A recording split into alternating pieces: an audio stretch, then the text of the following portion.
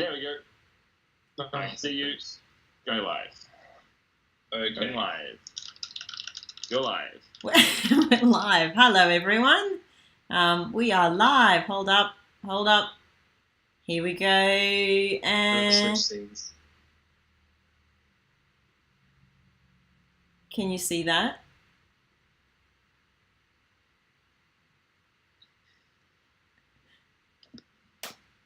Yes. Hi, everyone. Sorry, we're just having some technical issues, which is quite funny. But computing people are just not morning people, and 10 a.m. is just a rude time to be awake. I'm sure some of you are joining us at a much more horrible hour, no doubt. What's the worst hour that someone's joining us from? What's the timing over your way whilst we make sure this is okay? Getting a lot of yeps and highs in chat, so I think that we're going okay. I think I saw a 5 a.m. earlier. 5 a.m. Oh, that's horrible. There's a 1 a.m. 1 a.m. Where's that at? That's an exciting time. I hope you haven't gone to sleep yet.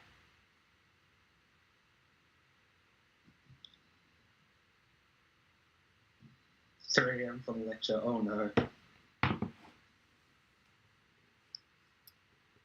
All right, let's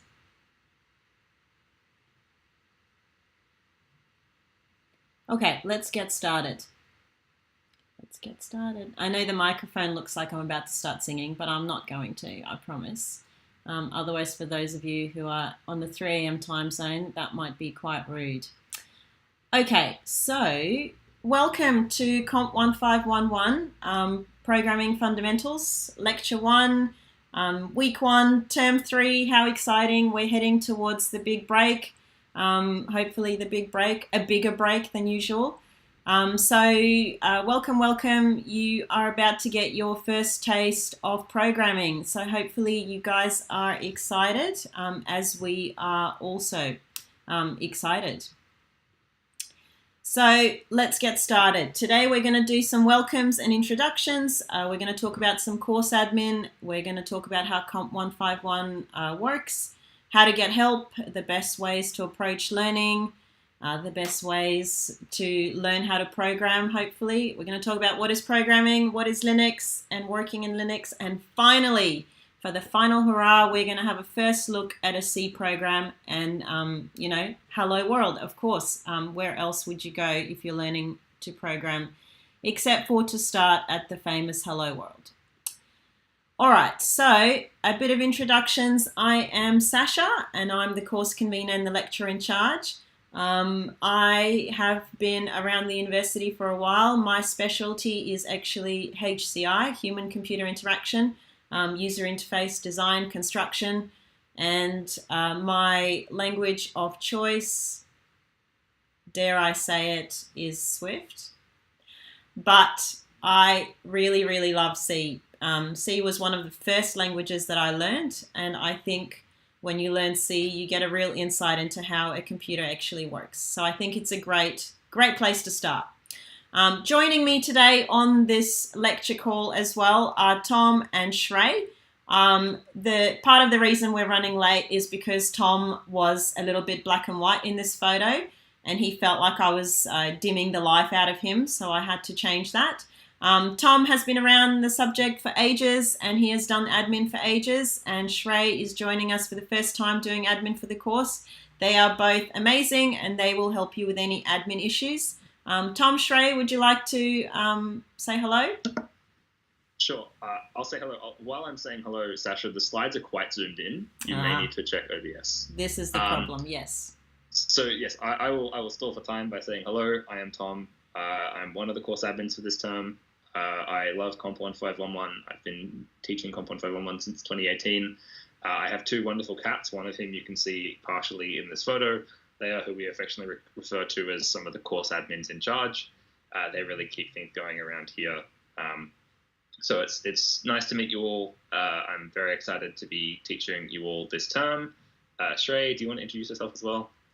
Yes, hello everyone. My name is Shrey. I'm also one of the course admins for this term. This is my 5th term teaching 151, which is pretty cool, very exciting. Not as old as Tom.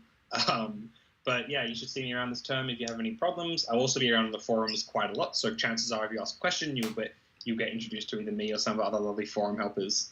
So I hope you have a great term, and we're looking forward to teaching you. I'll continue stalling for time while the slides are being sorted out. Tom, what's your favourite colour? Green. I'm a big fan of green. I realised this only yesterday. I was like, Australia has some lovely green colours. What's your favourite colour, Shrey? I would love to say maybe blue or purple. I dyed my hair blue and then subsequently purple, so it's a personality trait at this point, but it's quite fun.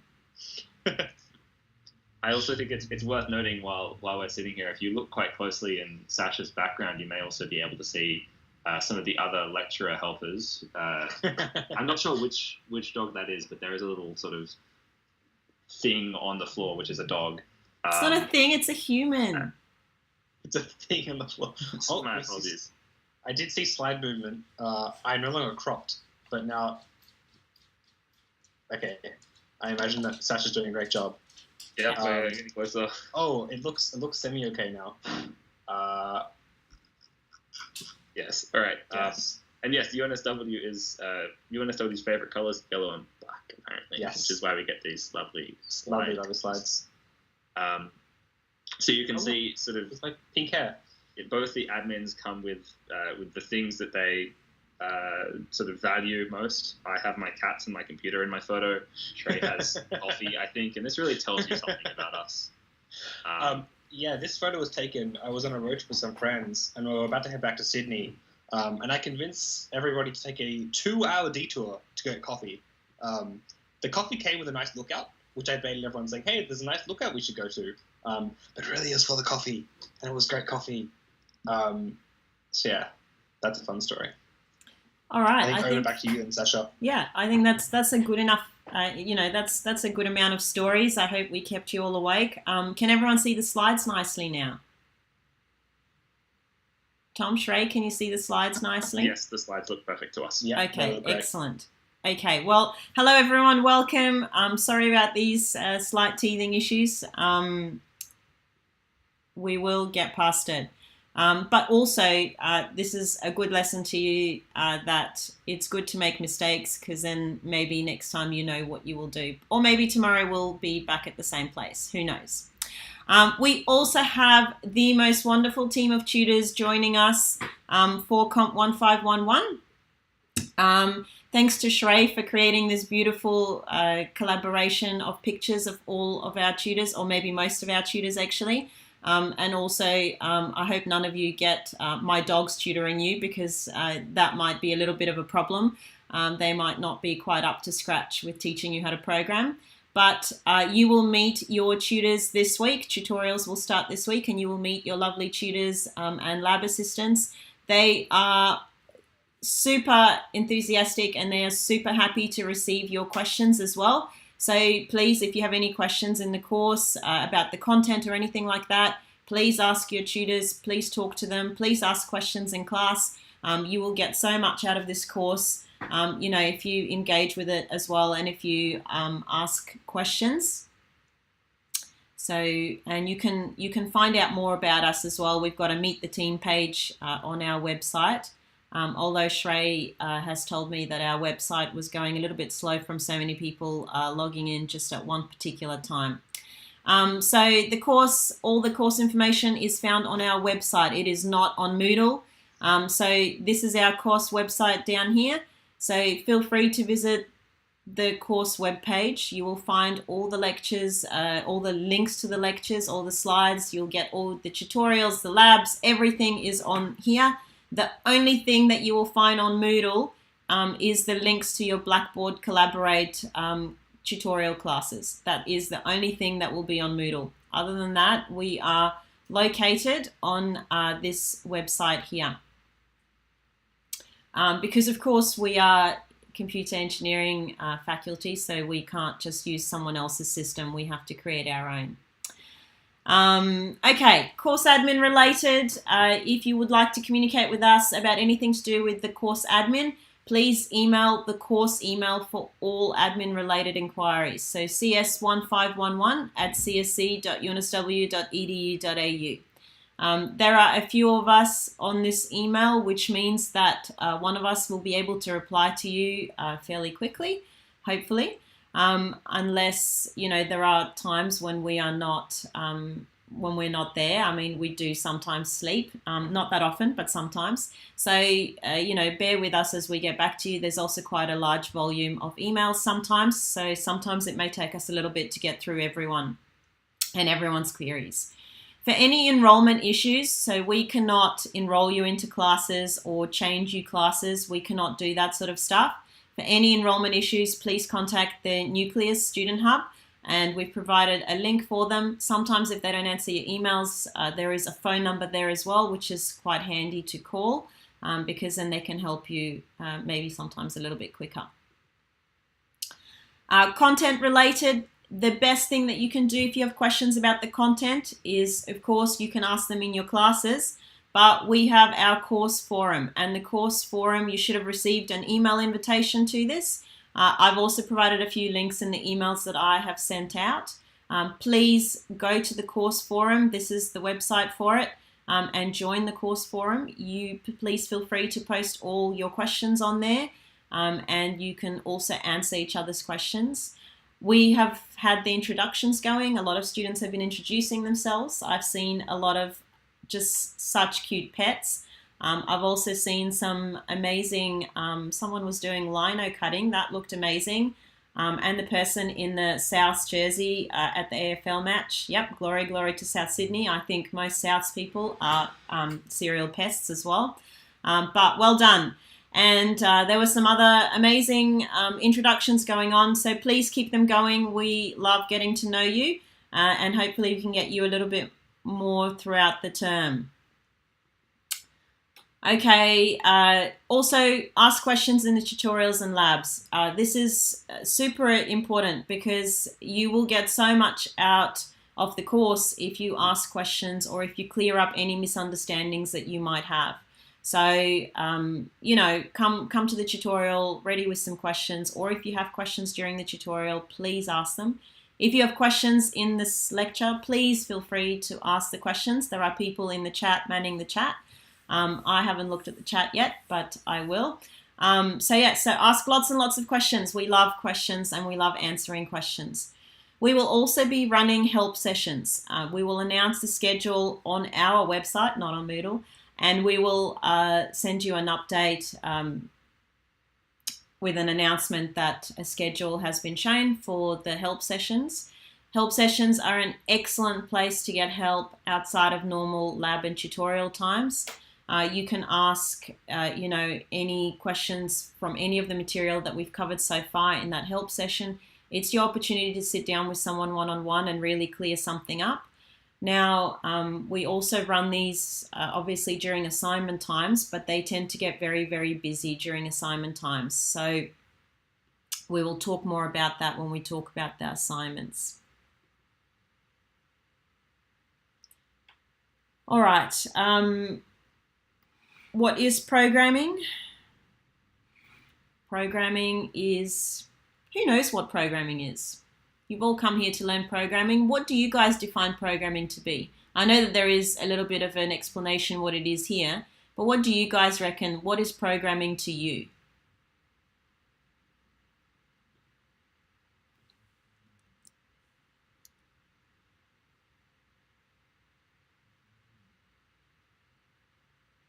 You.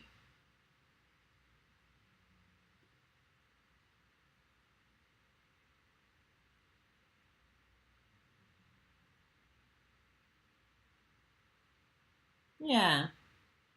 Oh, look, someone's teaching dogs to do tricks before he gets a treat. Absolutely. Yeah. I think everyone's got the right types of ideas. Thank you, Jack. Bippity beep bop. Yep. It is. And programming certainly looks very different when you see it in Hollywood movies, you know, where someone just on the computer. So cool. So computers can only follow the instructions that we give them. Computers are not, they are smart, but they're not that smart. They they're not intelligent. They don't really know how to do something unless we tell them exactly what to do. So when you're writing a program, you're providing a computer with a set of instructions. And those instructions have to be very much, step by step. You really have to let the computer know how to do absolutely everything.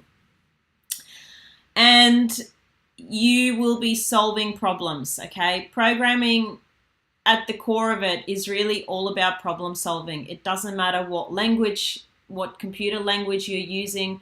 It doesn't matter what the syntax is. I mean, it will matter in terms of you actually making something work. But in the end, you have to be able to solve a problem first before you can approach the code part of it.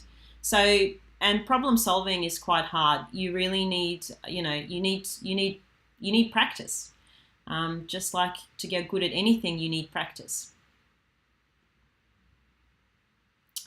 So in this course, we assume that you have no prior knowledge of programming. Now, when we ran our poll on the forums, it looked like a few of you had some programming experience, but mostly people have dabbled a little bit here and there. And we did have also a large percentage of newbies, which is so nice. Welcome. We hope that this course really introduces you to programming, and also that you fall in love with programming and problem solving. I suppose, having you enrolled here, you already probably love solving problems. So we hope to be able to develop your problem solving even more and doing it through programming. So we teach fundamentals of programming. We teach how to approach problems and how to solve them. And also we teach you how to talk to a computer so that you can have you can't really have a bit of a discussion, but you can tell the computer what to do, which sometimes is nice when no one is talking back. Yeah.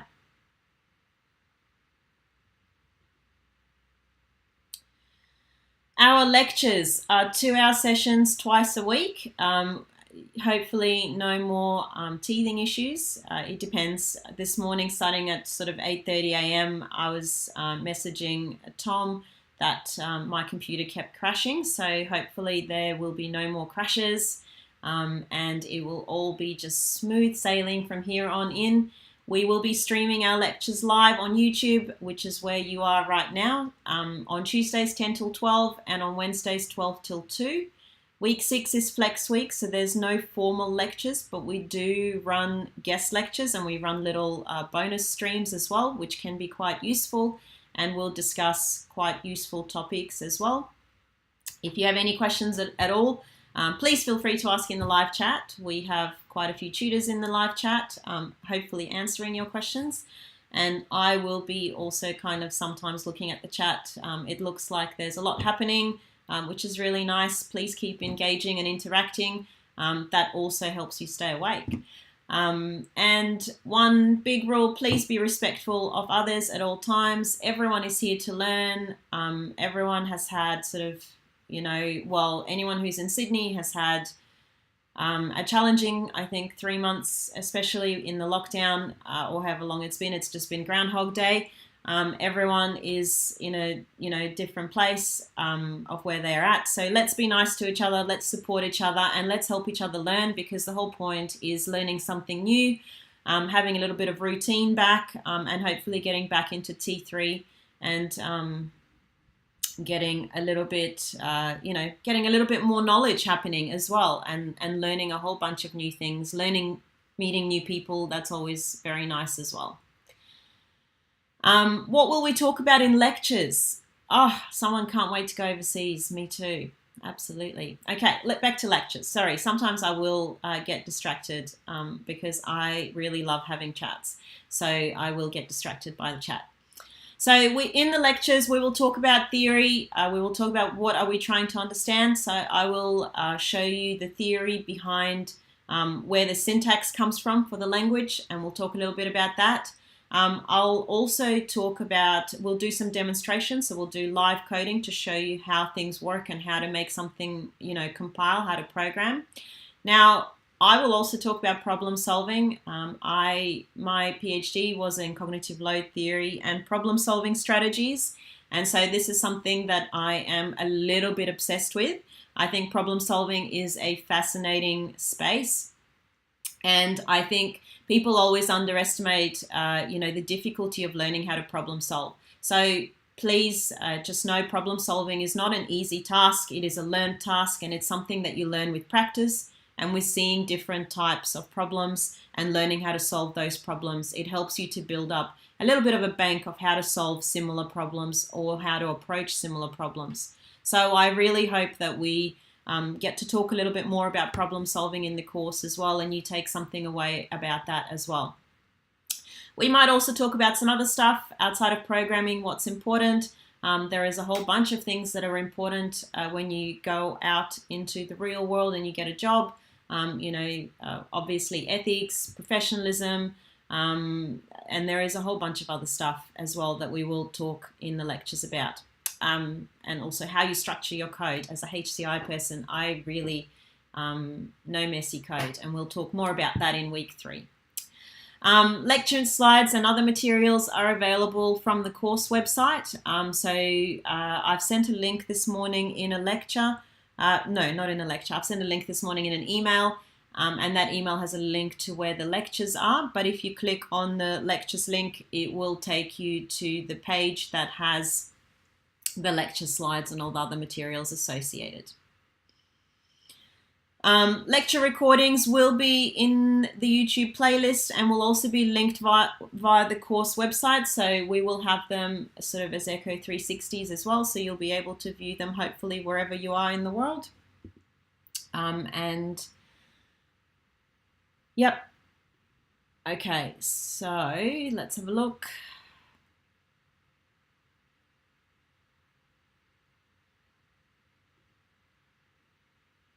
Okay, tutorials. So we structure our tutorials and labs in a particular way. We have our tutorial running for the first hour, and then after that we will have a 2-hour lab as well. So in the tutorials we will have 1 hour of theory really, and also some practical working of tasks and problems. We will go further into depth in the topics that we are teaching in the lectures. Also, your tutors will be able to break things down further for you. So if you have any questions, it's a great place to ask, because your tutor can go back to a certain part, break it down further for you, and really explain things, hopefully in a way that you understand it as well. We all learn very differently, so sometimes perhaps you'll be in a lecture, you might not understand something that I've explained because I've explained it in a way that doesn't make much sense to you. Hopefully that can be cleared up in the tutorial when someone explains it in a slightly different way. I really love feedback, so if you don't understand something, please let me know, because I can, cover off things in a number of different ways. So please let us know if there is something that you don't understand. Please ask questions in the chat. It's going to be, going to be amazing. So also in the tutorials, you'll learn how to solve problems before you write the code, which is really, really important. Consistently when I was out in industry, what I saw is programmers loving to program, which is fantastic. But as soon as they even so much heard of something that needs to be coded, they would run and code, which is not what you want to do. You want to really sit down and think about the problem and understand the problem before you even approach any code. So it's really important for us to be able to solve a problem first and then go and translate that solution into code. And tutorial questions will be available in advance of the tutorials. This week's tutorial is already up and running, and I think some of you actually have your first tutorial after this lecture, so which is great that we don't have that overlap where tutorials are before lectures. Tutorials are a great place for interactive learning, and you'll have time to discuss and work through problems there. Also a great place to ask questions in that sort of smaller environment. We encourage you to turn on your camera if you can. It's been so long since we've been in the classroom. We miss the classroom. We miss seeing people. I miss seeing faces. I even miss seeing sleeping faces in the audience of a lecture theatre. because, at least you could see that you were boring someone to sleep. We also love seeing pets make an appearance, and you will see my dogs. I think you can see one of them, and there's the other one as well. They're both behind me, and as you can see, I've lulled them into a good sleep as well with this lecture already, so they're fast asleep. We're going to have some sample answers released after the last tutorial for the week, so there will be an opportunity to see some answers. However, it's a really good idea to attend your tutorial because your tutor, actually goes through how they got to those answers. And what else it does is it really gives you an opportunity to ask a question if there's something that you don't understand. So if you take away anything at all from the last sort of half an hour, please ask lots of questions. And we also have revision questions that we will make available so that you can actually go through and revise if you want to. And this will be very useful for the exam as well.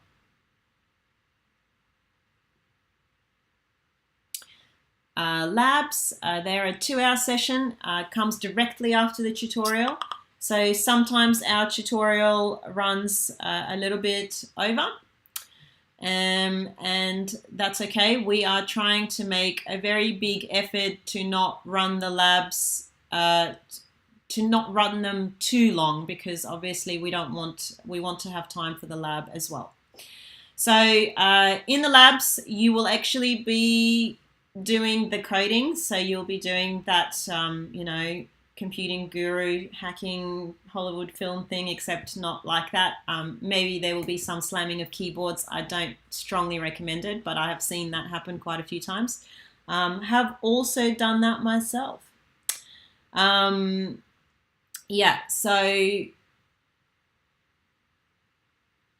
practical coding, you might be working in small groups as well in your lab. It depends how everything is going. And what's happening with, what's happening in the world of lockdown, I suppose. It's a good time to have one-on-one conversations with your tutors. So if you have a problem, the tutor can pull you into a breakout room and have a little discussion with you where you can show them your code and you can talk about it. Lab exercises will be marked automatically and count towards your final marks, and that's 10% of your final marks. They will be due the week after the lab is released, so you'll have a good week to do the labs. There are also challenge exercises that you can use to earn bonus marks. So this term we have done the lab exercises based on their difficulty. They're rated. Anything with a 1 dot you should be able to do, and if you can't, please raise your hand and talk to your tutor because they can help you get started. Anything with 2 dots as well will take you a little bit longer, but if you've done the one with the 1 dot, you should be able to proceed to the ones with the 2 dots. And again, if you have any problems, please let your tutor know because they can help you get started as well. Now, the ones with the 3 dots are the challenge exercises. They're usually quite difficult. They will eat up a lot of your time. If you want to be challenged or if you want to extend yourself, please feel free to do them. They are lots and lots of fun to do.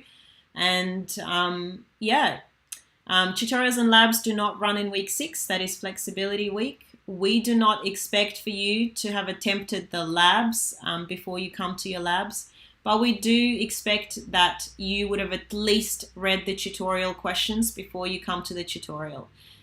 So what I would like for you to do is before you come to your tutorial, you read your tutorial questions and you just highlight something that doesn't make sense to you so that you know exactly what you would like to focus on in that tutorial and that you can, help to, ask questions and find out what you need to know as well. So please try and read the tutorial questions before you come to the tutorial and circle anything that doesn't make sense.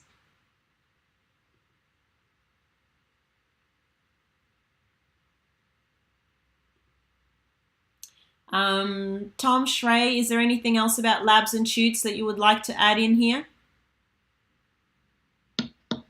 Shrey, do you want to take this? Yeah, I was also just going to mention Lab 1 is quite different to most of the labs. Lab 1 is more of a walkthrough through the course and through the environment that we're using. Tom, do you have any specific comments on how Lab 1 is sort of a bit different to other labs? Yeah, the main thing is just Lab 1 is a set of tasks, and there's a little checkbox for each of those tasks. So just make sure you go through and check off each of those things. In future weeks, the only thing that we'll really care about is the fact that you've submitted the work for those labs, whereas this week, especially given it's not worth any marks, make sure you check off everything in that list. There have also been some questions in the chat about the how the 3 dots and 2 dots work. Have a read of the course outline, because that will give you the best indication of how it works. But basically, if you complete all of the 1 and 2 dot exercises, you'll get full marks for the labs. You can even miss 1 week's worth of lab and still get full marks with just the 1 and 2 dots. But then you can sort of mix and match, and so you can make up marks later in the term if you've done some 3 dot exercises earlier. And so we'd recommend, give those early 3 dot exercises a try, just because it might be helpful if you then later miss something or don't get one of the questions. Yeah. Thank you. So just as Catherine said in the chat, you will actually have 1 week to do the lab exercises. But the 2 hours that you get, they're there with a tutor on hand and an assistant tutor on hand. They're there with actually people that can help you with your lab. So those 2 hours are really important for you to get started. But you will actually have a week to do them in. Also, we will have some assignments going in this course, which is super exciting. So your labs are quite small exercises, little pieces of code, whereas assignments will be larger scale projects. We are currently in the process of writing some pretty fun assignments. Well, I think, but obviously I am also biased. But I think they're awesome, these assignments. So the assignments will be individual work. They will each take you a few weeks to complete. And they can really test how you apply the theory that you've learned, also how you problem solve. So there are 2 assignments in this course.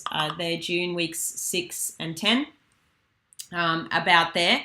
Late penalties will apply as well, and assignment 1 will be worth 15% and assignment 2 is worth 25%. So assignment 1 is going to be very focused on the first part of the course, and up to sort of arrays, and assignment 2 is going to be focused on the second part of the course, which is the linked list section of the course. Now, one of the biggest things that I can advise you with the assignments is please start them early. Even if all that you do when you get the assignment, when the assignment spec is released, is you read through the spec and you just try and understand what on earth it's saying. Because sometimes you need to read the spec 3-4 times to really start to sort of create a model of what actually needs to happen. The other thing, if you start the assignments early, you have time to sort of chip away at them. You're not suddenly left with a ridiculous amount of work the night before, which is not that easy to do in a programming assignment. It's not an essay that you can sort of bang out in 24 hours. It's a lot harder to do than that, because it's a lot of problem solving. And the earlier you come to the help sessions, the more chance you have of being seen on time. So the help sessions get very, very busy around the due times of the assignments. So if you start your assignment early, you can get help early as well, which means that you'll be seen earlier and you'll be able to, move on earlier. You don't have as many roadblocks as well. So definitely, please start the assignments early, even if all that you're doing is reading through it, and you perhaps highlight what doesn't make sense to you, so you can go and ask, what does this actually mean? So 2 assignments, 2 exciting assignments coming your way. Okay, I've kind of already started to talk about the help sessions. Okay, help sessions, they're optional sessions that are scheduled during the week. We will release a schedule for when they are to be held on the course website. It is an excellent place to sit down one-on-one with a tutor and ask any questions that you might have. If if you don't feel comfortable asking those questions in a classroom environment, this could be a great place to come and ask the question and to really clear up any misunderstandings. The help sessions will also be held using Blackboard Collaborate, and we will put up links for them as they become available. We usually start them around week 4, but we will keep you updated what we're planning to do this term as well, if we plan to start them a week earlier or not. So again, they're usually very busy around assignment deadlines. So please start your assignments early so that you can get to the help sessions early as well. Okay, so we also run these weekly programming tests in our course from starting in week 3 and up until week 10. They are a marked component, so they're 10% of your final mark. Now, they're not, even though we say attempt with time limit of 1 hour, what we want you to do is try and sit down and time yourself and do the programming test in 1 hour, okay? Because what that will tell you is that will really give you a good idea of where you're at in the course. And again, it will give you a good idea of where your gaps are. If you can't start a question on the weekly test, then come to the help session, and get, not about that weekly test, but come to the help session and ask questions about, the syntax or the content perhaps of the previous week that you do not understand. These are done in your own time and under self-enforced exam conditions, and it's really a way for you to see where you're at in the course. You can keep working after 1 hour, okay? What the 1 hour does, if you time yourself for 1 hour, is it actually tells you where you're at in the course. Have you been able to do, one of the questions or 2 of the questions? So it's really important to give yourself a bit of a marker of where you're in and perhaps what questions you need to ask as well. They are auto-marked, and that partial marks are given for partial solutions as well, so don't worry. And please do not communicate with others about the programming test, about what the content of the programming test, because it can lead to a 0 mark being given for the whole component. So it's really important that you, set yourself the time limit of 1 hour. You can keep working after that, and you have quite a bit more time after that to finish these weekly programming tests, but the 1 hour gives you a really good yardstick of where you're at in the course. Tom, Shrey, do you want to add anything else about the weekly programming tests?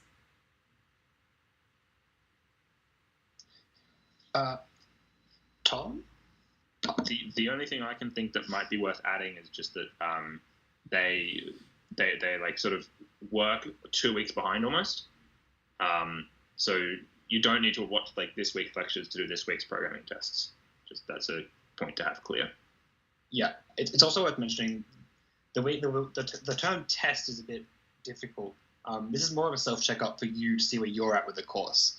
Which is why there are conditions for you to get help if you're struggling with a weekly test. We do, as Sasha said, you can actually keep working on it after the 1 hour, and you can get help on the test in those conditions. So please keep that in mind. We're not trying to be mean. We're not trying to test you every single week for the fun of it. This is for your learning, your education. Yeah. So like there are a bunch of questions in the chat. Like if I go over 1 hour, are there like partial marks or something like that? The 1 hour is just in your head. It's just you should sit down and self-enforce 1 hour, because these tests are only useful to you if you sort of are able to check your progress in 1 hour, and they kind of simulate what the final exam will be like. But after you've gone over that hour, all you need to do is just say, okay, how far did I get? And if the answer is I didn't get very far, if you didn't get the first question, or if you struggled with the first question, then maybe you go and talk to your tutor and ask for help. But if you got 2 questions out, you can say, great, I'm sort of on track to get sort of, a reasonably good mark, and then you can go and do the 3rd question in your own time. So there's like, you can still get full marks as long as you submit by the deadline, which is going to be the like 1 week after it's released. There's no such thing as like, oh, I've gone over 1 hour. And please, if you're confused about any of the above, there is a lot of information today. Please talk to your tutor about the self-tests and how they operate, and then we're more than happy to clarify. And because they start in week 3, we'll have more information about them then. Yes. And there's no, when someone's asked, there's a few people asking, like, do you only get 1 attempt? Is it 1 chance? There's no attempts. You essentially, when you start it, you start a timer, and you'd be like, all right, well, it's 1 hour. I've done 1 question. I'm going to keep going. You don't submit after that 1 hour. There's no attempts per se. And just, because there's a question in chat about this as well. There is no exercise in Comp 1511 where there is a limited number of attempts or a limited number of submissions. You can submit as many times as you like. In fact, we encourage you to submit early and submit often, because what might happen is, you've got 2/3 of the way to your masterful, solution to the final assignment or whatever, and then your computer crashes. We have backups, but they only work if you submit regularly and you give us your code all the time so that we can then give it back to you if it breaks.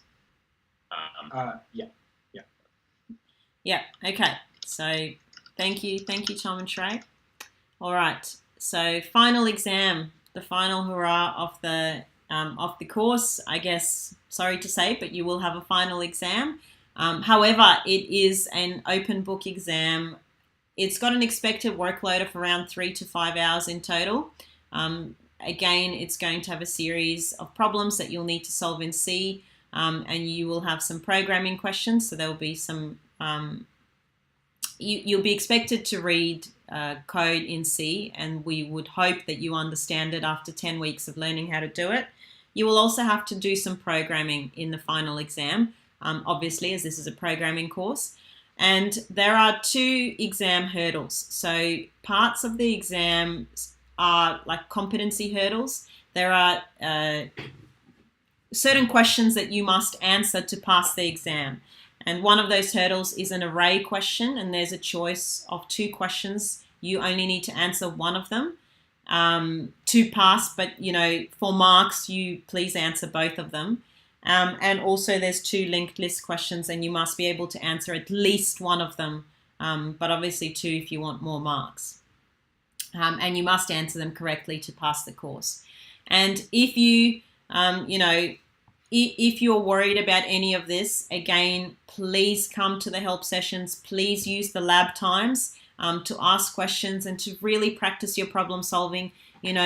Use those weekly tests as a bit of a yardstick. Really, we are here to help you. We don't really want to make your life difficult. We want you to be able to learn from this, and we want you to be able to enjoy yourself as well. So please, I think a big part of that is asking us a lot of questions and actually engaging in the learning process as well, because we love to answer questions and hopefully you love to ask them. So please ask lots of questions from your tutors during the tutorials, in the labs, and there is also the help sessions as well, and the course forum. Total assessment, so we've got our labs that we talked about. They're 10% of the course. The weekly tests are, I've just realized that my video was over some of the wording, sorry. So the labs are 10%, the weekly tests are 10%, assignment 1 is 15%, assignment 2 is 25%, and the final exam is 40%. So to pass the course, you must score at least 50 out of 100 overall. So you must pass the course overall. But what I said before, you must solve at least one problem using arrays in the final exam, and you must solve one problem at least using linked lists in the final exam. And those questions will be marked for you. It will be obvious which question you need to solve.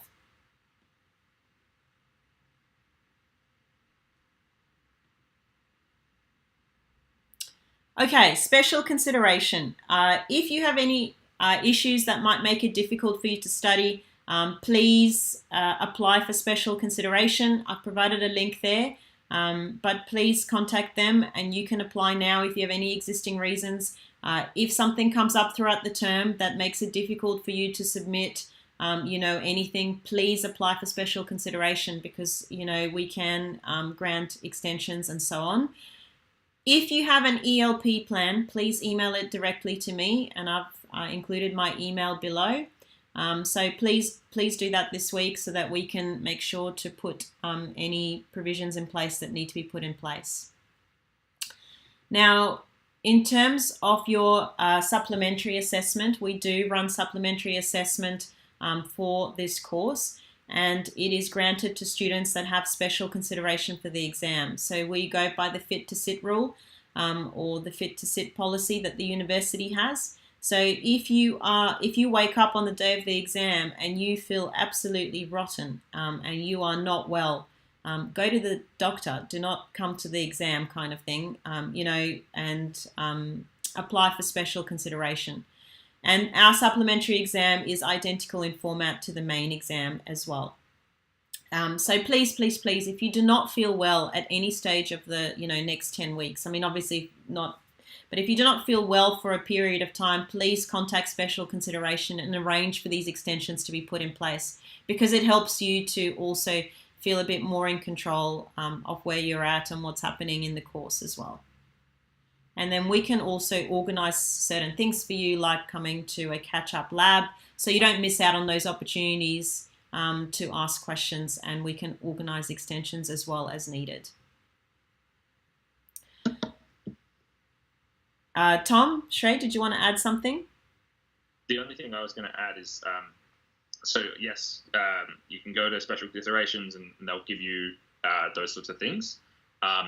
You can also just get in touch with either your tutor or CS1511.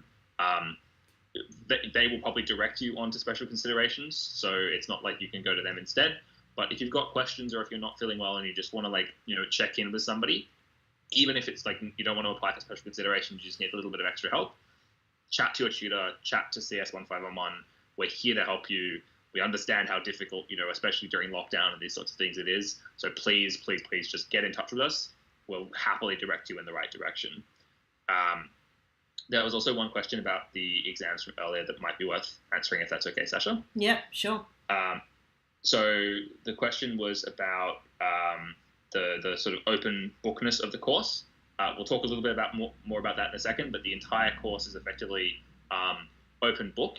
The only place where that's a little bit different is the exam, and in the exam, it's open book using the internet as it was at the start of the exam. So you can't post to the internet during the exam, but you can certainly read it. The other question, which was here from a second ago, was about the weekly tests. Just to be clear, the weekly tests I believe they'll be released on Thursdays.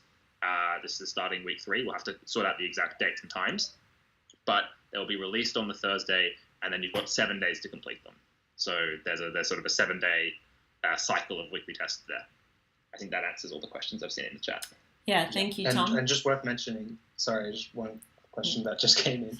Read the hurdles. There's no double pass in this course. If you clear the hurdles and you get 50% in the course, then you'll pass. Don't confuse the hurdle with the double pass, because they're two different concepts. And also, just I understand the desire to understand everything in the course, but the hurdles can be a bit confusing because they require knowledge of things that we haven't spoken about yet. So when you've learned about arrays and linked lists, it will hopefully become more clear exactly what those hurdles are about. And in week 10, we'll have a lecture dedicated to the exam. I was about to say At that point, there will be lots of discussion about the hurdles and exactly how they work. The only thing that I often say, just to sort of calm people's nerves if you're worried about this, it is very, very rare that a student will pass the course on marks but fail on the hurdles. It happens very, very rarely. The only reason that we do that is just to make sure that you understand those two key concepts to go on to the next courses. So if you're tracking well in the labs and you're doing all the labs and your assignment marks are okay, you don't really need to worry about the hurdles. It's just an extra step there to make sure that you understand things for the next course. Yeah, exactly. Thank you, Tom. Thank you, Shrey. Yeah. Okay. So code of conduct, so this course and this university allows all students to learn regardless of background or situation. And the only rule is please do not hinder anyone else's learning. So basically what I was saying before, it's a really great time to just be nice to each other. No discrimination, no harassment, no bullying, no aggression, no sexual harassment. Please respect the privacy of others as well. Please be kind to each other. Please support each other. You will get so much more out of the course as well, if we all sort of engage in that sort of way. So really important. And really this is important when you head out, into the wild, into the real world as well. Always, think before you post. Make sure that, if you have nothing nice to say, don't say it about someone else as well. So be nice to each other, support each other, and respect each other as well. Because that also helps us to create an environment where people are comfortable to ask questions, which is exactly what we want.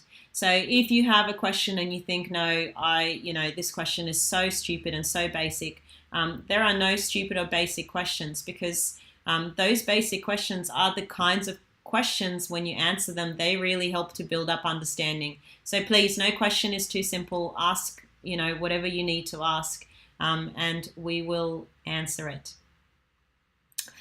Okay, plagiarism. If you have watched the welcome video, we talked a little bit about plagiarism. Plagiarism is a very important concept. Basically, it's the presentation of someone else's work or ideas as if they were your own, and it really constitutes cheating. And when you use someone else's work without giving them credit for it, that is not respectful behavior as well. What it also creates is the problem that you actually do not learn anything from the course if you're just copying someone else. So there's we do not tolerate plagiarism. However, if you feel that you are under the pump and you are tempted to plagiarize, because honestly, I think everyone has been in that position where things are just going topsy-turvy and they are tempted to plagiarize, please get in touch with us. Please email us at cs1511. We will not judge you for it. In fact, what we will do is we will get you help with the assignment or with the lab or with whatever you need to help you get started, so that you do not need to plagiarize. Okay, so please, if you feel tempted to plagiarize, get in touch with us instead, because we can actually help you, and we can sit down with you and we can get you started on whatever it is that you're finding too difficult to start. Sometimes when you see these, assignments or labs, they might seem really, really overwhelming at first. And I hope that I can, over the next 10 weeks, I can help you break down these problems into much simpler components that become more approachable and easier to start. So very important. And you are allowed to talk about, the assignment in terms of, you can discuss how you are seeing the problem solving taking place, or a really good strategy for understanding a problem is explaining it to someone else and seeing if you have, a similar understanding of what the problem is. That's a great way to make sure that you actually understand what the problem is. And that sort of stuff is fine if you wanted to discuss it in that way. However, you can't just copy someone else's code, and you can't ask someone to solve a problem for you, because that's, again, you're not learning anything from that. Do not provide your code to others as well. That also constitutes plagiarism. So the internet does have a lot of resources that you should learn to use, and I hope that through the next 10 weeks we will be able to help you learn also how to learn, or where to go if you need help as well and no one is online and you kind of need help straight away. But you have to credit your sources. So if you used a few lines of code that you found online, you need to credit them. And we'll talk more about that when the assignments come out as well. There's no collaboration on the individual assignments at all. And what happens if you plagiarize? At best, you'll lose some marks for a particular assignment, but at worst, you'll be asked to leave UNSW. Plagiarism is a really serious offence, and it isn't, all through the university, at all levels, academic staff, students. Plagiarism is a no-go for everyone. Out in the real world as well, plagiarism is a no-go. You should not be taking someone else's thoughts, ideas, and words and code and passing them off as your own. That's not a respectful way for that person's work and the work that they've put into solving something.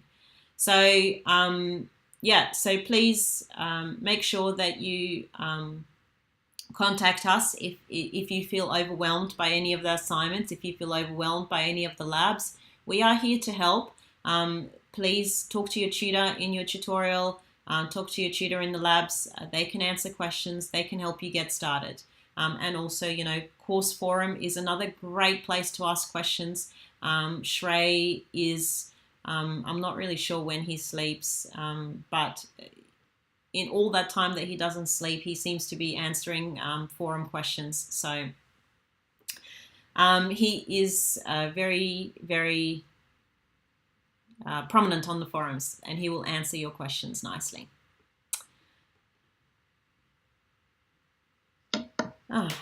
Yeah. Can I jump in with two quick things here? Sure. Just on plagiarism. Thing number one, you will never be penalized for asking a tutor if copying something is plagiarism. So you are more than welcome to DM email a tutor and just say, hey, I found this resource online, or I was talking about this with somebody else. Can I just check that it's okay? You'll never get penalized for asking us. So please do ask.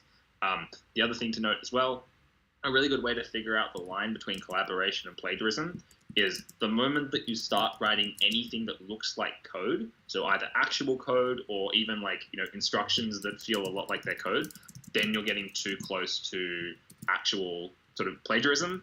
But drawing diagrams, certainly, or just having a theoretical discussion about what's involved in the assignment, that is definitely something which is okay. And if you're still not sure, then you can absolutely ask a tutor.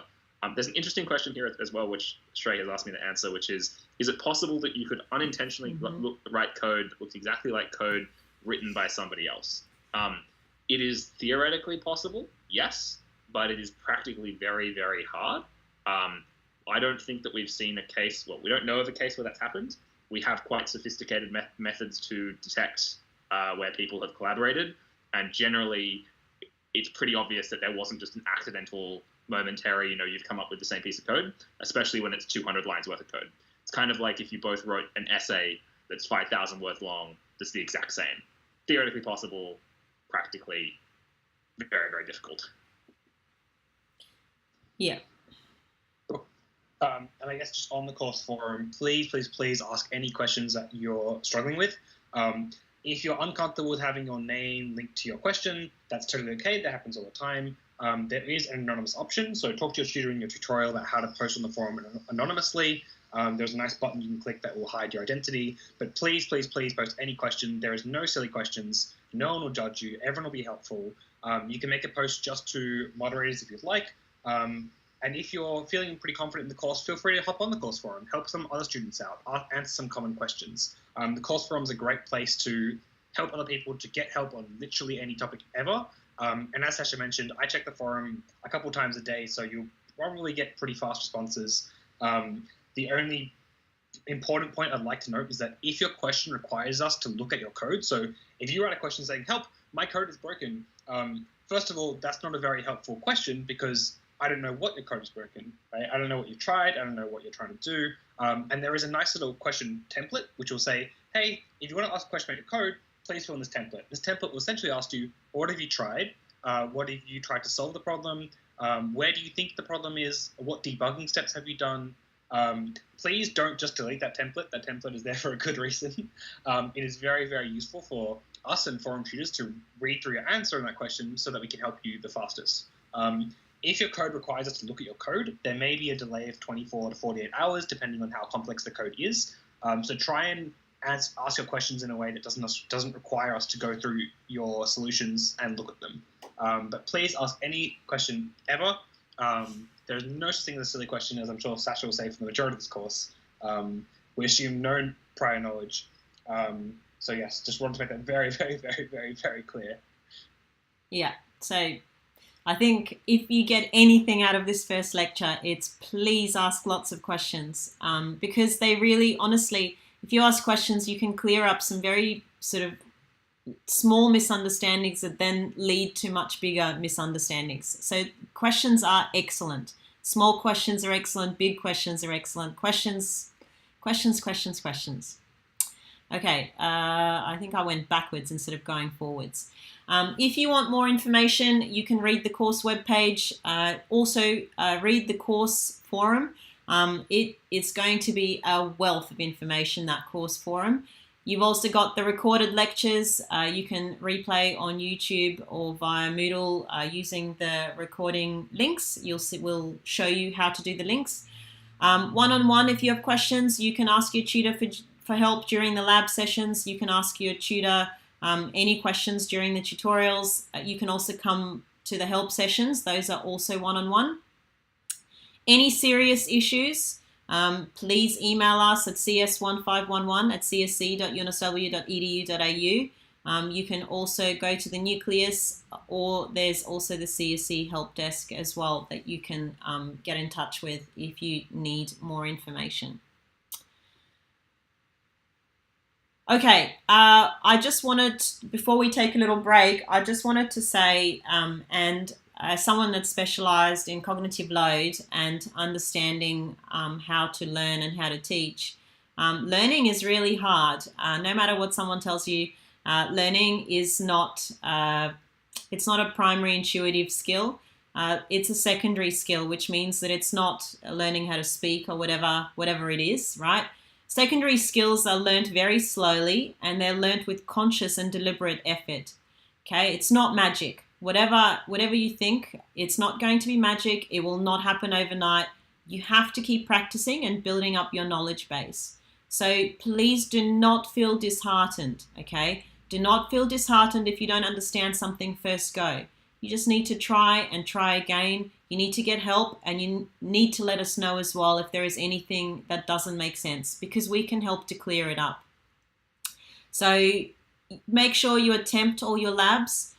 Make sure you attempt the assignments. Come for help if you can't, if you feel overwhelmed. But working through those types of problems will really help you to build up an understanding of how to solve similar problems, and then how to use code, to solve lots of different types of problems as well. So please remember, if you are struggling, you're not the only one. Come and get help, okay? Learning is hard. Learning programming is not, it's something that you, from the poll, I think, it's something that lots of people are approaching for the first time. It's a different way of thinking to what you're used to. So please come and ask us questions. We would love to, have a chat about it as well. All right, let's have a quick, why do I keep going backwards? Let's have a quick little break for 5 minutes. I'm a big fan of riddles, which is why that's got a riddle now in there as well. But we'll have a 5-minute break to stretch our legs and stretch, and then we will resume in 5 minutes.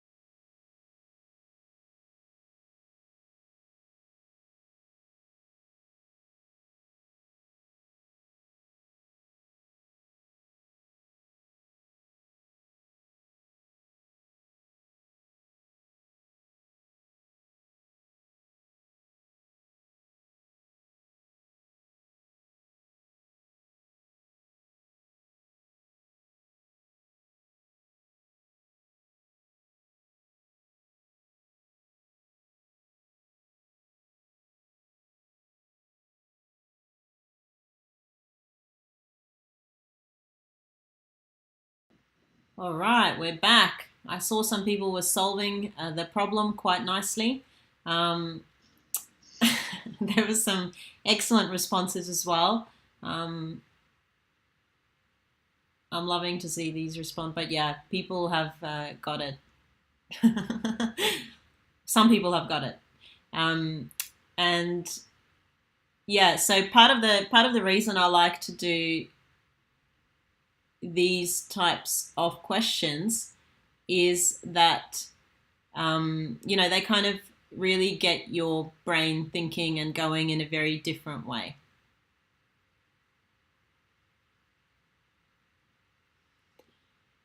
Okay, let's continue the lecture.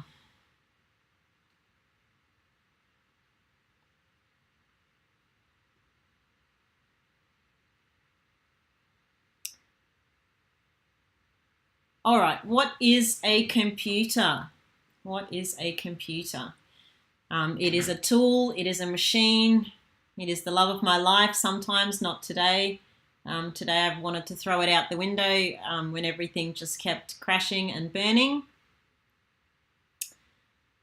So yeah, now it is the ultimate tool in its ability to be reconfigured for different purposes. A computer is this wonderful thing that we can control to do some pretty amazing computation, but also give it instructions to do some pretty amazing things.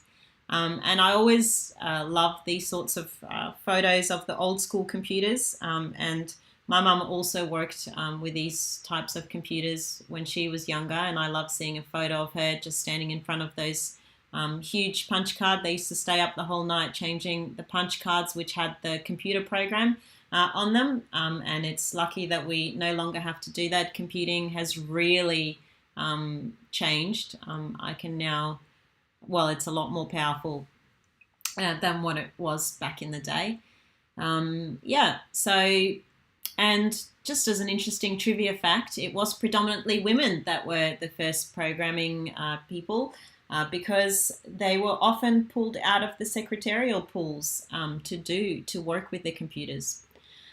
So yeah, there we have it. Okay, the key elements of a computer is that it has a processor to execute commands, and it also has memory to store information. And those are two of the key elements that make it so easy to they don't make it so easy, but they make it possible to actually reconfigure, and they make it possible to solve problems and provide instructions to the computer.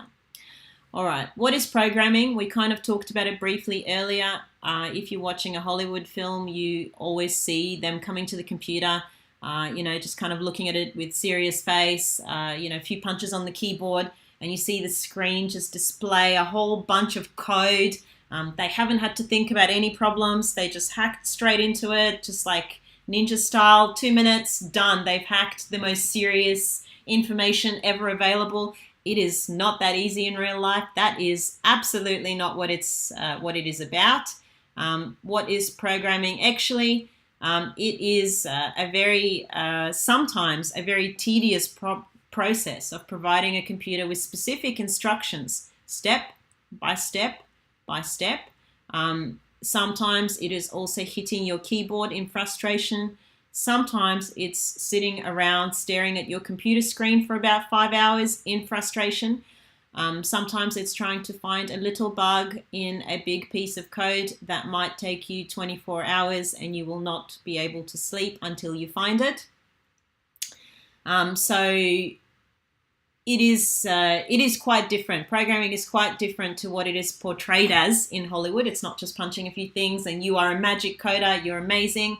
No, programming is it's a skill that you need to learn, that you need to practice, you need to problem solve, and we will hopefully learn how to do all of that this in this course. So, and you will use specific languages to write those instructions because we need a language to communicate with our computer.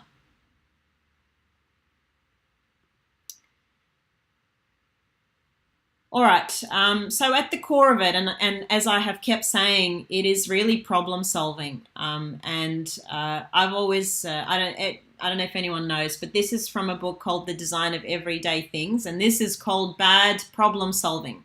So someone tried to make something that looks aesthetically good, but kind of maybe did not think it through very well, because I'm not sure I'd want to serve myself a cup of tea from this teapot. So you might create something first off that, might be this teapot, right? It's like pouring hot water on your hand. You may need to change your code, and that's okay as well. The beauty of coding is that it is all about running through these iterations before you can get it right. Mistakes are excellent, okay? When you make mistakes, you actually learn so much more from them, because you can see what has gone wrong. You have to find what has gone wrong, and you actually find out what you can do better for next time. So when you're programming and you start to make mistakes, actually this is a fantastic thing, because it's a great tool in being able to learn and being able to see how to avoid that mistake in the future. So iterations, mistakes, everything good, and of course we're always problem solving. Okay, what is an operating system? So it is a shame. I know that Siri has, or I forgot who's the other one, Alexa or Google, all of them. I hope no one replies in this room. I can't remember who's listening to me in this room out of all of those. But, we've sort of become used to saying their name and they are all talking to us. That is not how a computer, you can't talk to a computer just by talking to it in English or in whatever language that you speak. A computer has its own language there are many languages in which you can talk to a computer, but a computer understands things in a very different way. So an operating system is really that thing that sits between the user and the computer hardware. So you might have your code, then you have the operating system, and the computer hardware is down there on the bottom. And most of you are familiar with with an operating system, because if you're using a computer, your computer is running an operating system. I would imagine that most of you are running either Windows or Mac. Please let us know in the chat if you're running anything else besides Windows or OS X. It'd be interesting to see if anyone is running anything else. So operating systems, they execute user programs and they make solving problems a lot easier. They also make the computer system convenient to use, because they kind of show you everything that's happening, and you are able to actually see what's going on. And it sits between our code and the computer, and it provides all the essential services that ensure that your code can run. So, I see someone's using Ubuntu. Very good. Someone's using Linux. Well, that's good. We're about to talk about Linux, whoever's using Linux. So what is Linux? And in this course, you will become a little bit familiar with Linux, because our CSE computers run Linux. And Linux is a Unix-based operating system, okay? It is open source, it's more reliable, it's lightweight, it's faster, and it's more secure. A lot of the operating systems that you're using, so OS X was built on Unix basically, and it modeled itself off Unix, which is why OS X is sometimes more reliable than Windows. Just had to throw it in there. But we will be using Linux, and who doesn't love a cute little penguin? Yeah. So for those of you that have never used Linux, we will introduce you in the first lab as well. Now, coming along with Linux is this lovely thing called a terminal window. I don't know how many of you have been using terminal windows or have, Now, when I first started using computers, and this was a while ago, quite a while ago, what we had was, I remember it was basically all command driven, and then Norton released this beautiful, it was really a file manager, and it just helped you to navigate the different file structures without using a command window. And that was that first sort of movement towards a more graphical interface.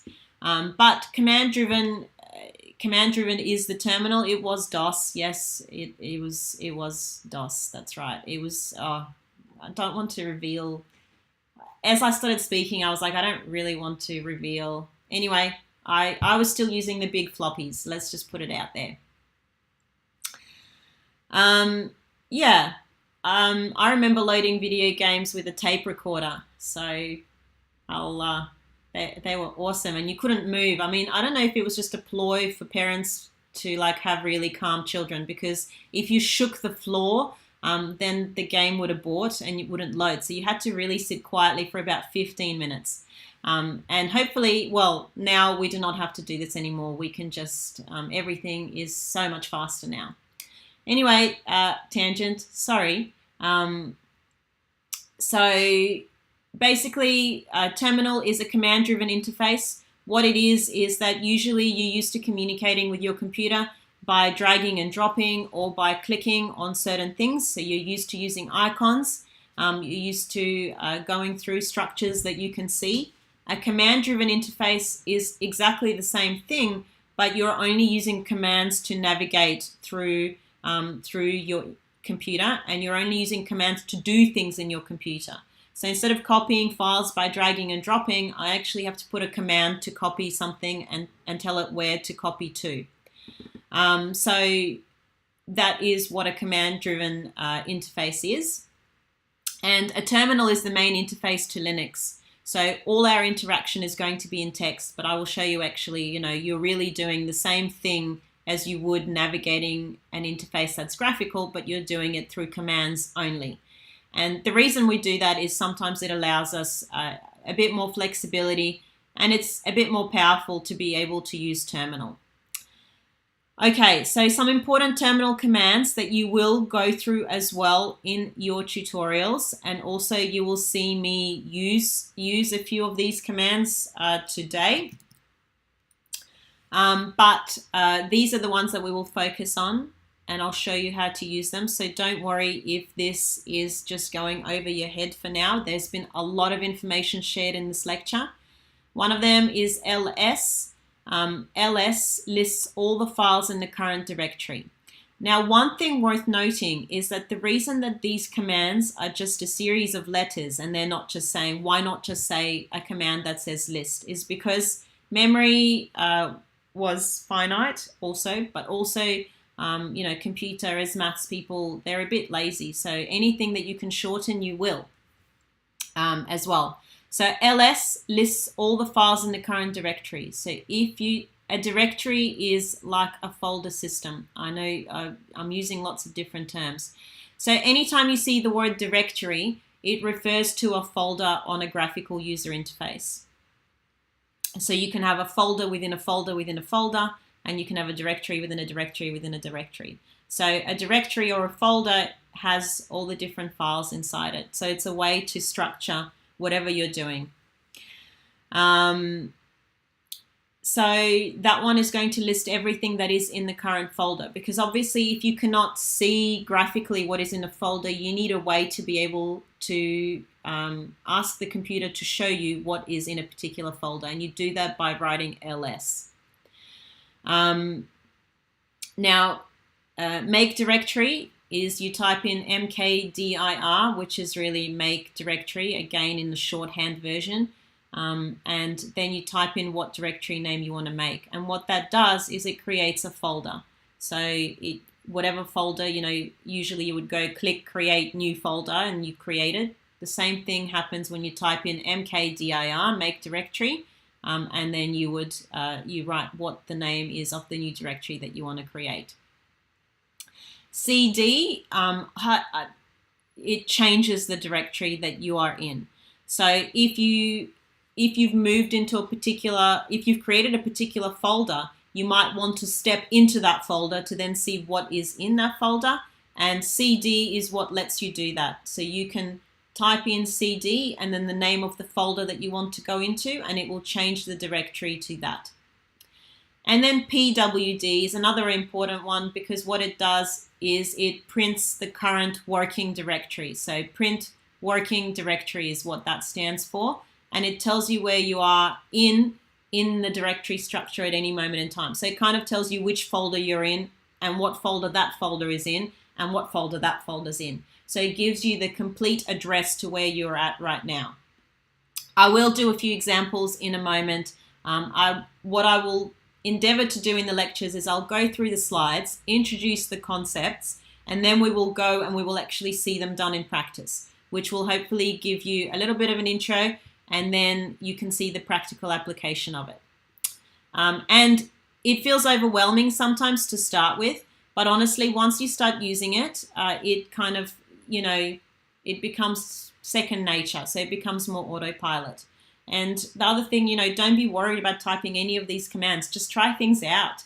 You can't really, unless you use the RM and remove something, you can't really do that much damage. So I've crashed the computer quite a few times, but even that is sometimes quite fun to do. Okay, then we have some file operations as well. We have a command called CP, and that copies a particular file. And yeah, Shrey is rightly pointing out, even if you RM or remove something, we usually have backups on the CSC system. So try things out. It's really fun to just play around with it. And also, you feel like you're some sort of computer guru when you're doing it. MV, and so really this is called move, okay? But the move is also used to rename files. And I'll show you all of these in action in a minute. RM file name, that is where you remove a file. And if you want to remove everything in the directory, you use something called a flag. So you'll type in the command. So let's say you want to remove everything in a particular directory, you will type in RM, and then you will have a whole bunch of flags that are possible to do afterwards. Yeah, what happened to those? Vowels are overrated, apparently, if you're a computing person. And we will go through this, don't worry. We will go through all of these commands in a second, and I'll show you how they are done. Okay, I'll do this slide, and then I will go over and show you the Unix slides to see what it's going on. Okay, so our labs run Linux, and we have a whole bunch of basic tools that are necessary to get you started on this journey. I feel like we're on a reality TV show because now I'm using the word journey. You will definitely want to get your own computer ready to code with, so ready for your labs and for your tutes as well. So CSC provides a virtual lab. It's called VLab. And instructions on setting this up are available in the first lab, so you will be able to go and follow the instructions to set it up. And I'll show you what that looks like in a second. I might actually quit mine out so that you can see it straight off from the beginning. Now, VLab remotely connects you to our CSC resources, and that means that you can connect through to this virtual laboratory, and you already have everything that you need already in there. And it's quite easy to do once you have it all set up. And we'll look at it in a second. Yeah, it looks like an adult's interpretation of a teenager. Yeah, that's... and okay, the other options are there. Sometimes VLab becomes very slow. If there is, thousands of people connected to VLab, it can lag. In which case we also have an opportunity for you to connect with an SSH extension to the Visual Studio Code. And the instructions for that are located on this website, but don't worry about that for now. We really want everyone to start out with VLab, and at least for the first few weeks, we want you to work with VLab, okay? Because we want you to get a real sense of how it all works before you can, before you go on to use VS Code or whatever else. So for Comp 1511, and all of these things are available inside VLab, we are going to be using two things, okay? That's four things, sorry, two things. We have a text editor, and we will use that text editor to do our code. And the text editor that is on VLab that we would point you to use is gedit or Gedit. It is a basic text editor. It helps out a little bit by highlighting C in different colors. And you will see where the colors are. If you just open it now without running anything from the first lab, you will not see the colors. But once you do your first lab, you will then see the colors because you need to run our setup command. And you also need a compiler, okay? What a compiler does is when we write code, we write it in some form of English, and a computer cannot understand those types of instructions, okay? So what the compiler does is it translates it to a language that the machine can understand. So it translates it to ones and zeros. And what it gives us is the result, what it produces for us is a program that we can then run. So we write it in our language, we use a compiler to translate it into computer language, and then we get an output from the compiler that we can run ourselves, and it gives us the output that we want. And we will see that in a second.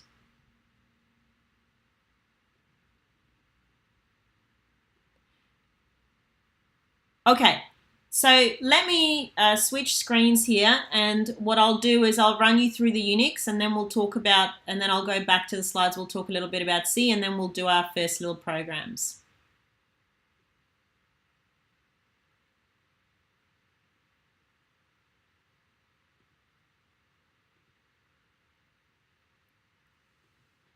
Okay, I think, how is that looking? That's looking a little bit small, is it? Or you can't see it yet? Yeah, we can only see like the top left-hand side. It's small still.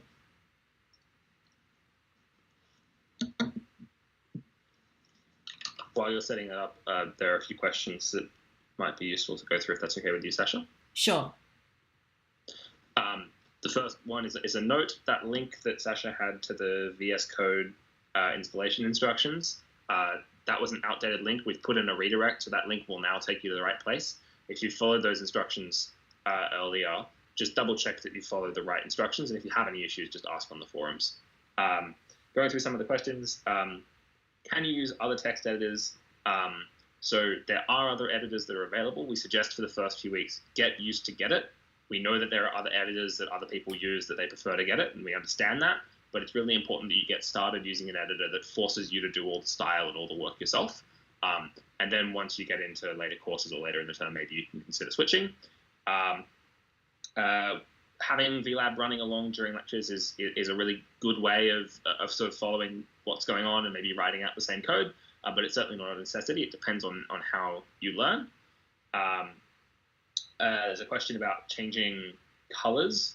There are ways in which you can change the colors in Gedit and your terminal window, and you can ask your tutor for more information about them. I might also... Oh, there's a question, who writes the compilers? This is a really interesting question. Compilers are themselves programs. In fact, most compilers are written in the language which they compile, which is a bit of a weird thing, and if you're interested, you can go and have a think about how you might do that. But the compiler that we use is one called DCC. It was written by another one of the academics here, Andrew Taylor, with a bunch of help from other people as well. It's built on top of another compiler called Clang, which was written collaboratively by hundreds or thousands of people. And compilers are like massive, massive programs. Yeah, I think that answers all the questions. Yes, compilers are so cool. And there's even a whole USW course purely on compilers, which is quite fun. And yes, the compiler does compile the compiler. And this process is a huge, really cool thing, which I really want to talk about in the forums if somebody asks me. It's super interesting. Yeah. Okay, sorry, it's because it's connected to my iPad because I wanted to draw on it, but I'm just going to go to full screen mode, and then I'll do that later. Okay, so let me show you, and you can't see what I'm doing because my me is here and it's blocking something that you can. Okay, so if we have a look here, what we get is this beautiful Tiger VNC viewer, and that is something that you will install as you go, if you follow the instructions, and you will connect, you're given what to connect to, and you will see something that looks like this.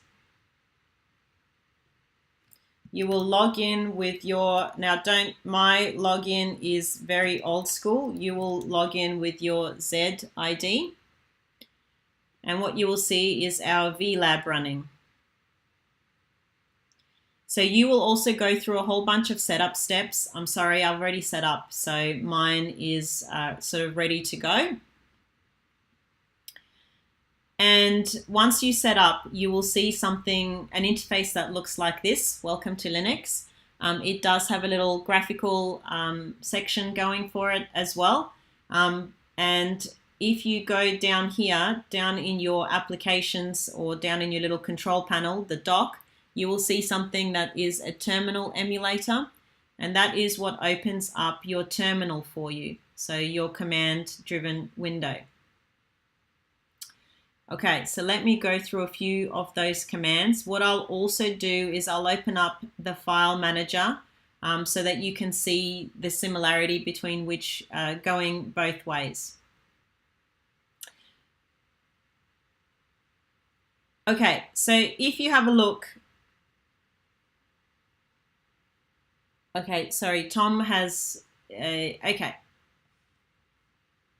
Sorry, there's a lot of connections going on. Tom, can you show 1511 setup just to mention it? Yep, I can. Okay, so what you guys will do is you will have a terminal window where you will run 1511 setup. So you will actually type in 1511 setup, and what it will do is it will run through this beautiful experience for you where it will set up some defaults for what's going on. And what it will do is it will set up indentation, it will set up line numbers, it will set up colors on your G-editor. But what it will also do is it will set some, default file managers. It will change this terminal window. So the one that will normally load up is a little bit hideous, and it will give you the better version of a terminal window as well. There's a lot of very nice, sorry, I didn't mean to open that. So it will really set you up, okay? And once you run 1511 setup, you might also run 1511 colors. And what that will do is it will give you these beautiful colors. So not everything is not just white. It will give you colors for everything. But what it does is it also helps you to actually see what's going on because it highlights different files with what's going on. So it makes it a much more pleasant user experience. Tom, is there anything else that I am not mentioning right now before I go through the terminal? There are two very brief things which might be worth just quickly touching on. So as Sasha said, you'll see something else before you get to this nice screen. A little pop-up will come up that asks how you want to set up your display. There are instructions in the lab for the correct choice to use there. So just make sure you have a quick read through the lab. It'll explain all of this. The other thing is that we're noticing that a few people in the chat have a slightly different prompt. So the prompt is like the thing at the start of the line where here it says in green AVAS 605. If we're looking into that at the moment, if you get that, you can type in the word bash to get the right prompt, but we will have a lot more instructions there and make sure it's really clear. I expect that that's probably a bug with how your accounts have been set up, but we'll check that. Thank you, Tom. Okay, so let's look at some of these. Let's look at some of these wonderful commands that we've just talked about. Okay, if I type in pwd and press enter, it will print the current working directory for me. So this is where I'm located in right now. Okay. Now, if I want to see what is in my current working directory, and as you can see, I'm in AVAS 605. So if I go in here, this is where I'm located. And you can see that the path is the same, import read 3 AVAS 605. So this is where I'm located. So if I now list out everything that is in my directory or everything that is in my folder, I should be able to see all of these things happening. So if I type ls now, which means list everything that is in here, it will come up with everything that is in here. So as you can see here, I've got the folders, and here they're just called directories when I'm on the command line.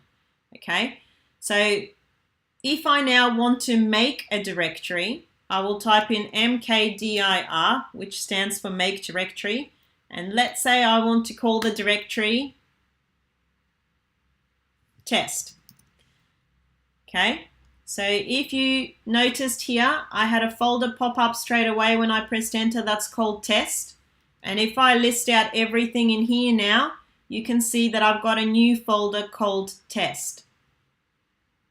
Okay, so now if I want to go inside that directory or inside that folder, I'm going to type in cd, that stands for change directory, and I will type in the name of the directory that I want to go into, or I'll type in the name of the folder that I want to go into.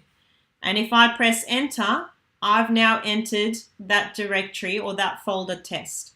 So if I now type print working directory, it will tell me where I'm located. And if I click on it in the graphical user interface, you will see that it's going to be the same path and there is nothing in here. So if I list out everything that is in this folder by typing ls and press enter, it doesn't give me anything because there is nothing in there. Okay, so let's then do, I think those were the three sort of most important files. I haven't done any of the, I'll do the CP ones in a second when I show you something else. Okay, so what we have told you is that we use an editor called gedit in this course, and we also use a compiler called DCC. So I'll leave the compiler for a second. But if you want to create a file with gedit, or if you want to open gedit, you can either do it using the graphical user interface, or better yet, you can type in gedit and you can type it in the directory where you want to create the file. Let's say I'm going to have a file called test. Now that file is going to have a .c extension because we're creating a C file. And a C file has .c extension, just like a Word document file has a .doc extension. And then, very important, you put an ampersand at the end. Okay, so what the ampersand does, if I don't put the ampersand, I'll show you what it does. So if I do a command like this without an ampersand, what it will do is it will open up the gedit for me. So it has opened up the editor, as you can see, but I can no longer type anything in on this terminal. I mean, I can type things in, but I'm missing my actual control of the terminal. Okay, so I can't actually do anything in there. So what the ampersand does, if I close this now, the ampersand maintains control in the terminal. So it will open the gedit, but also it will keep control in there as well. So that means I'll have both of the windows going, okay? Now, if you notice, if I then save this file, you'll see it straight away appear in here because now this file exists, okay? All right. And so that kind of gives us the basics for how to kind of move about the terminal. So now we're going to try and look at some very beginning of C, and then we'll get introduced to the compiler as well. Tom Shrey, did you want to add anything right now to what I've said? Yes. One question that came up is, how do I get out of my test directory, my test folder? Because in the very graphical good device, question. I can just click the back button, right? But how do I do that in my Very terminal? good question. So if you want to get out of your test directory, there are a few ways to do it. If you want to go up one folder, so if you want to go up just one out, you type in cd change directory ... okay, and then you press enter. And if you have a look, you've just moved up one space. If you ever want to go back to just your home directory, so exactly the place where we started with, so if I want to go back to here, which is not going to be obvious that I've done that because I was there to start with, I only have one, but sometimes you'll go into like 5 or 6 folders and you don't want to keep coming out by going one folder at a time. If you want to just go back to home, you just press CD and that's it, and then it will just take you back home. And another good question that's come up is, there's a lot of stuff on your screen right now, a lot of commands. How can I just get rid of it all and clear it all? It's a great question, Shrey. Thank you. A really great way to do it is to type in clear into the terminal window and press enter. It's all gone, but it's not really. It's still all up here. But what the terminal does is it scrolls down for me as well and hides it all so that I don't need to see any of that rubbish. Okay, anything else before we go back to our... anything else, Shrey, Tom, before I go back to the slides? The only thing, I realize I already said this, but I can tell a bunch of people have had issues with this in the chat. Would you just be able to demonstrate? So some people come into their terminal and they don't see a prompt like the one that you've got there. They need to type in the word bash, enter, to be able to get back to that terminal. So I just wanted to mention that again because we realize that may be affecting some people today. We're just looking into the problem there. And I'll update the tutorial instructions and the lab instructions just to make it super clear. Oh, Bon Jovi does ask a good question of how do we delete the test folder? Of course, if we want to delete the test folder, so again, I'll go ls to list everything in here. And I can see that my test folder is here.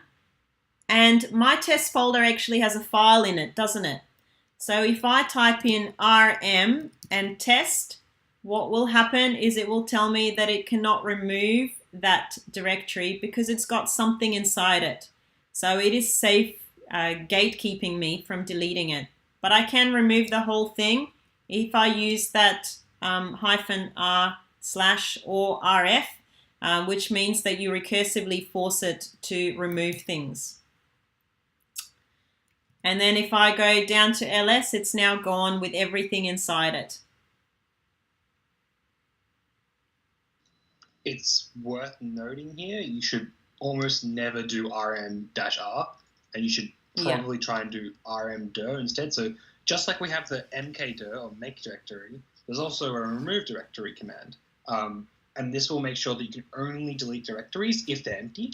So, for example, you don't go rm-rf assignment 1, which I did in the course, and it was a very long pain to go and find the backups to try and get my assignment back. So please try and use rm-dir if you ever want to delete a folder to remove a directory. Otherwise, you may run into some problems with deleting your assignment code or your lab code. Yes. Yeah, I'm a bit of a loose unit. I recursively delete everything. And if you've seen my desktop briefly, you will probably understand why there's like thousands of screenshots on there. Okay, let's... Okay, there's a lot of questions regarding movement in the terminal, and you will be covering a bit more of it in the tutorial. So I'm going to go to our first C program, so we get a little look at C beforehand. But we can come back as well to a few, when we do our rehash tomorrow, we can also do a little bit more of Unix and learning how to copy things and move things across. Okay, so let's have a look at...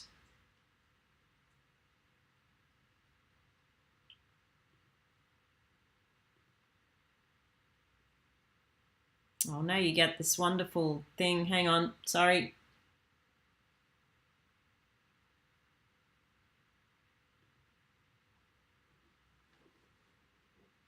I knew I should have cleaned up my screen.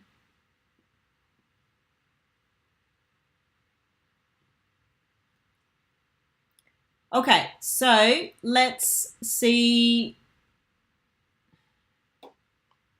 Okay, so we're going to be programming in C, which we've already kind of talked about, which I think is a pretty awesome language. So C is a pretty clear language. It has very defined rules so that nothing that we write is ambiguous. I think it's a really great language to start on as well because it gives you a really good insight into how computer memory also works, and also it is kind of like it's one of the lowest high-level languages in that it can really give you an insight on what's happening in the computer, but it allows us to talk to the computer. And many modern day languages are actually based on C as well.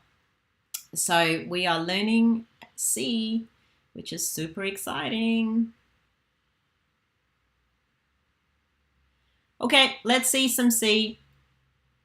Let's have a look here.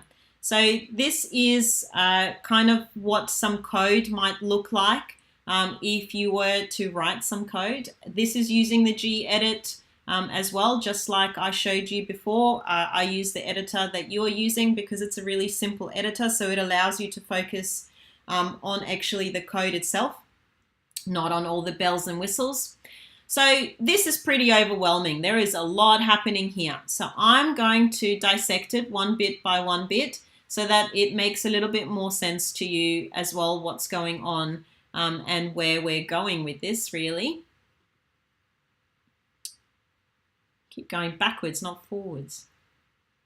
Okay, so let's look at the first part of that piece of code. As you saw, it was in blue, a glorious, glorious blue. Definitely not like the skies are looking in Sydney today. It's pretty miserable out there. But whenever you have these two dashes that you can see here, what it means is this is a comment I'm writing for humans. This is not something the computer needs to read. And what the computer sees when you have the two dashes is this is something I'm going to ignore and I don't need to be a part of. So a computer skips over any of the lines that you write in your code that have two double slashes in front of it, because that's what makes it a comment, okay? So you can write anything you want in there, but in the top of our program, always what we do is we put this header file, okay? And that's really not a header file, sorry, a header comment. And the header comment has in it what the program is. It has your name and perhaps a date in there as well, okay? And what that does is it's really neat coding, okay? And if you're writing an essay, you always write the title of the essay, you write your name, you might write your student number as well in there, and that's considered to be the heading of your essay. Similarly, when you're writing code, you have a heading to your code. You will write what the program is, you'll write your name, you might write your student number, you might write the date. So again, the compiler ignores all comments. So these are really comments that you're writing for other humans, okay? And when we write code for other humans, really. We need to be able to ensure that other humans can read our code as well. So if you've written a program, today, you go back to it in even like 3 months' time, half the time you don't remember what on earth you've written 3 months ago. So these kinds of comments are pretty important because they're kind of giving you so these kinds of comments are giving you a really important aspect because they're a heading. They're telling you what's actually in there. So these two forward slashes, two of them, make a comment, and you can also use an opening slash with a star and a closing slash with a star, because sometimes I'm going to write like 6 lines or 7 lines of comments or even more, who knows. Sometimes I will solve a problem in gedit and I will cover it in comments, and I'll show you how to do that. So sometimes I don't want to do 2 forward slashes on each line, in which case I can just open a comment and close it when I'm finished as well.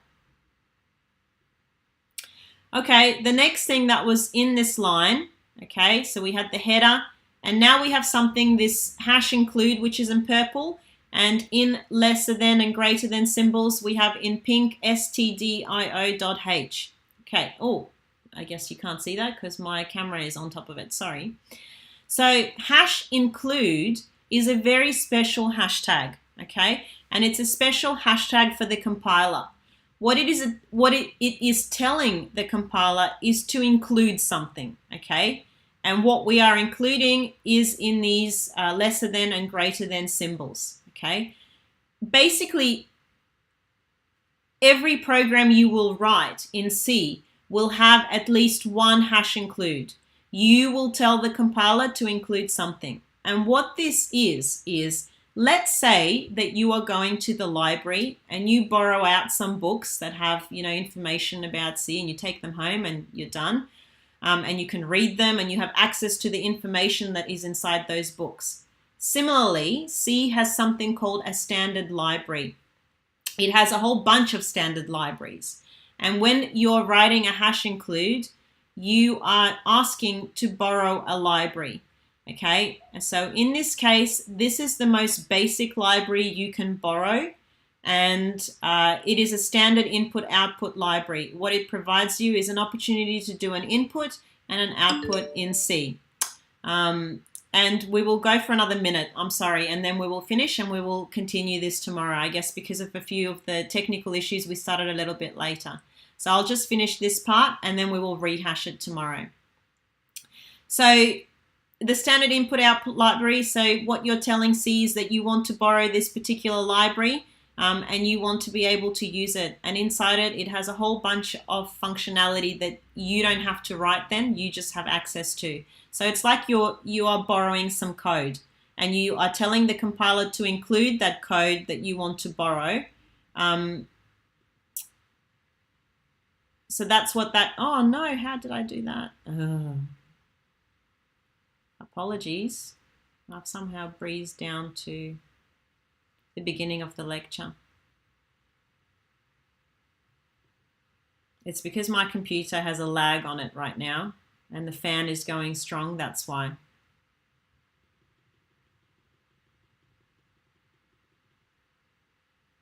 My computer's basically hating me right now. I hope your computers are working better. So I'll just go over the next bit and then we'll finish up for today and then we will, oh, it's gone right to the beginning. That's unhelpful.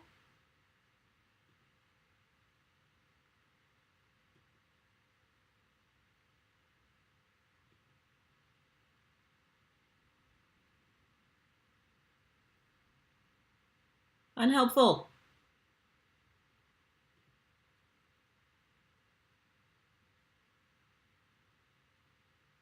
And it's crashed. Okay, my computer is forcing us to stop there. We will go over the rest. We will go over it tomorrow. We will go over that whole section tomorrow again at the start of the lecture. I'm so sorry, but my computer has just decided to crash. It said that 2 hours is enough for it. Maybe you guys are feeling the same way. Yeah, so we will talk more about the standard libraries tomorrow, and we'll talk more about writing this first piece of code in Unix tomorrow as well. Okay, so we will, Tom, Shrey, actually Shrey's gone. Tom, is there anything you'd like to add before I finish off the stream? All I was going to say is that tutorials start this week. So some of you may have a tutorial scheduled for 1 hour from now. Some of you may even have me as your tutor in 1 hour from now. So make sure that you're on Blackboard Collaborate at 1 p.m. for that. If you have a tutorial then, don't worry. We'll go over all the stuff that we may not have quite gotten up to in this lecture during the tutorial. Don't need to worry about that. So we'll see you all there. Otherwise, we'll see you at the lecture tomorrow. Back to you, Sasha. Yeah, thanks, guys. Thank you so much for tuning in. And I look forward to seeing you all tomorrow for another exciting adventure. Hopefully no technical issues, but it remains to be seen. Don't jinx it. Yeah, shh, don't jinx it. Good one. Okay, see you guys. Bye.